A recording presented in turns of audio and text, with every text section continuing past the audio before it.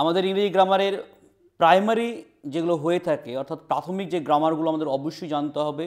ওপরে যদি আমরা শক্তপোক্তভাবে ইংরেজিকে করতে চাই তাহলে দেখুন যে আজকে আমাদের টপিক হচ্ছে অ্যালফাবেট বা বর্ণমালা। What is alphabet? বর্ণমালা কি? Alphabet is the some of total of all the 26 letters in English. অর্থাৎ ইংরেজিতে 26টি অক্ষরকে একসাথে কে বলা হয়?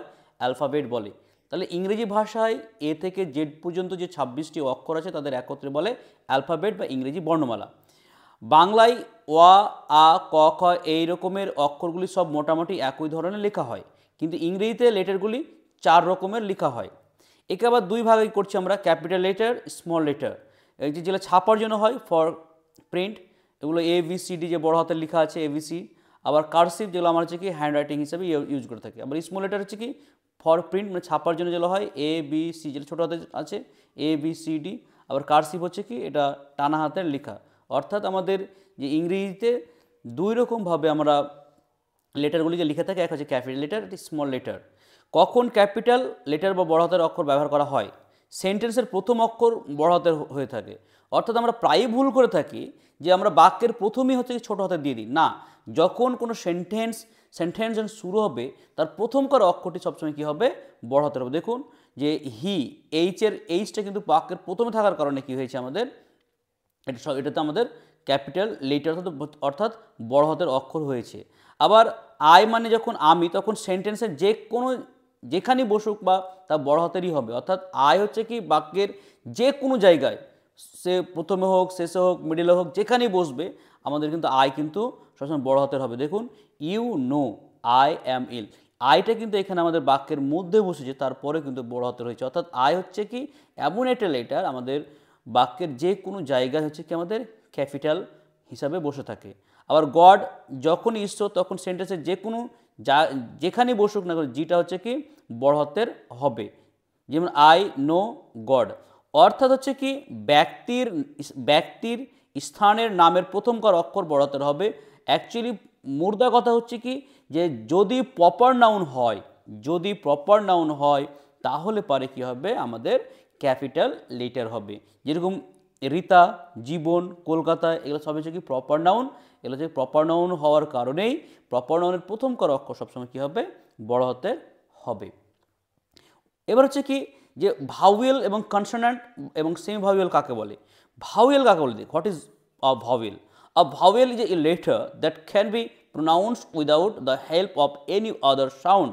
অর্থাৎ হচ্ছে কি যে সমস্ত লেটার অন্য সাউন্ডের সাহায্য ছাড়াই উচ্চারিত হতে পারে তাকে বলা হয় ভাওয়েল। যেটা আমরা বাংলায় স্বরবর্ণ বলে থাকি, ইংরেজিতে হচ্ছে সেটা কি আমাদের ভাওয়েল। তাহলে ইংরেজিতে 5টি ভাওয়েল আছে, এ, ই, আই, ও এবং ইউ। এই 5টি হচ্ছে কি আমাদের। কনসোনেন্ট কাকে বলে? What is consonant? A letter that cannot be pronounced without the help of the vowel sound is called consonant. যে ভাওয়েল সাউন্ডের সাহায্য ছাড়া কিন্তু কনসোনেন্ট কিন্তু উচ্চারিত হতে পারে না। যে লেটার বা অক্ষর ভাওয়েল সাউন্ডের সাহায্য ছাড়াই উচ্চারণ করা যায় না তাকে কনসোনেন্ট বলে। ইংরেজিতে 26টি লেটারের মধ্যে 5টি ভাওয়েল, আগেই আমি বলেছি 5টি ভাওয়েল আছে, আর বাকি 21টি হচ্ছে কি কনসোনেন্ট। তারপর বিকে যদি আমরা ভাঙি, অর্থাৎ বি হচ্ছে কি আমাদের কনসোনেন্ট, ব যোগ হর্ষই, এলকে ভাঙলে কি হয়? এ যোগ ল, অর্থাৎ এ হচ্ছে কি আমাদের ভাওয়েল, মানে এ লটা কিন্তু উচ্চারিত হতে পারছে না, এল কিন্তু উচ্চারিত হতে পারছে না, এর ভেতরেই রয়েছে কি এ এবং ল। অন্য একটি সাউন্ডের সাহায্যে ছাড়া উচ্চারণ করা যাচ্ছে না, তাই এরা কি হলো আমাদের কনসোনেন্ট। সেমি ভাওয়েল হচ্ছে কি আমাদের ইংরেজিতে দুটো সেমি ভাওয়েল আছে, এক হচ্ছে ডাবল ইউ, এটা আমরা ডাব্লিউ পড়ি, ডাব্লিউ না, সঠিক উচ্চারণটা হচ্ছে কি ডাবল ইউ এবং ওয়াই আর কল্ড সেমি ভাওয়েল। অর্থাৎ ডাবলিউ এবং ওয়াইকে আমরা কি বলছি? সেমি ভাওয়েল বলছি। ইংরেজিতে ডাবল ইউ এবং ওয়াইকে আমরা সেমি ভাওয়েল বলে। কখন এই ডাবলিউ এবং ওয়াই কখন ভাওয়েল আর কখন কনসোনেন্ট জেনে নিই। ডাবল ইউ এবং ওয়াই যদি ওয়ার্ডের মধ্যে বা শেষে বসে, আবার বলছি ডাবলিউ এবং ওয়াই যদি ওয়ার্ডের মধ্যে বা শেষে বসে তখন ভাওয়েল বলে। যেরকম বয়, BOY, ওয়াইটা কি আছে আমাদের শেষে আছে, তাহলে কি হবে? এটা আমাদের ভাওয়েল হবে। আবার cow, C O W, cow, ডাব্লিউটা কোথায় আছে? শেষে আছে, তার জন্য কী হবে আমাদের ভাওয়েল হবে। পাওয়া, পাওয়া আছে কি যে P O double U E আ, তাহলে ডাব্লিউটা কোথায়? মধ্যে আছে, তার জন্য এটাকে ডাব্লিউ কী হবে? ভাওয়েল। বাই, সেম একই রকমভাবে এটা কি আমাদের সব ভাওয়েল। আবার খেয়াল করে দেখো যে W and Y as consonant, W ও ওয়াই ওয়ার্ড এর প্রথমে বসতো তখন এরা কিন্তু কনসোনেন্ট হয়। তাহলে কি হলো? ডাব্লিউ এবং ডাব্লিউ এবং ওয়াই যদি বাক্যের প্রথমে বসে তাহলে কি হবে? সেটা আমাদের কনসোনেন্ট হবে।